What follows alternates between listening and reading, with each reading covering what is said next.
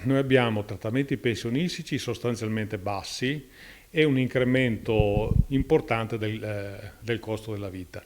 Si capisce quindi che abbiamo una vasta fascia di popolazione destinata alla povertà. I più ricchi in media nel veneziano, i più poveri nel rodigino. Ma attenzione, la parola ricchi qui è una iperbole, perché parliamo di poco più di 1.000 euro lordi al mese. Lo SPCGR del Veneto mette in fila i primi dati sulle pensioni di vecchiaia del settore privato del 2023, in attesa dei numeri definitivi sulle dichiarazioni IRPEF, e il risultato è più che preoccupante. A fronte di un assegno mensile medio di circa 1.260 euro lordi, il 40% dei trattamenti di vecchiaia è inferiore ai 1.000 euro mensili. Per la maggior parte dei pensionati questa è l'unica entrata con la quale affrontare l'inflazione galoppante che ha toccato picchi storici soprattutto in settori strategici come le bollette di luce e gas e il carrello della spesa.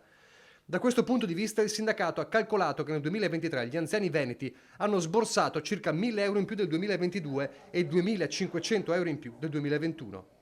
A livello provinciale non mancano differenze notevoli. I numeri migliori, seppure sempre bassi, si trovano nel veneziano, dove la media delle pensioni è di 1.352 euro al mese. A seguire, seppure indicativamente, troviamo Vicenza, Padova, Treviso, Belluno, Verona e Rovigo, fanalino di coda con 1.156 euro lordi mensili. Nella mappa degli importi ancora più emblematiche sono le medie che si registrano all'interno dei vari territori comunali. Tanto per intenderci, il comune con le pensioni di vecchiaia più alte è Spinea, nel veneziano, che può contare su un importo medio di 1.592 euro.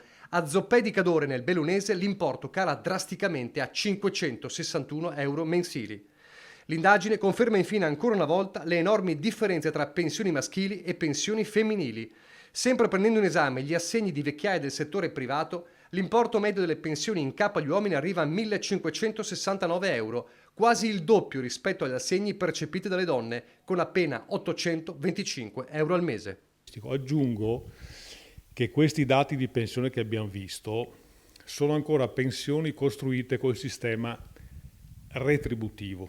Da qui a qualche anno cominceremo ad avere pensioni costruite col sistema contributivo, e cioè strutturate sulla base di contributi effettivamente versati durante la vita lavorativa.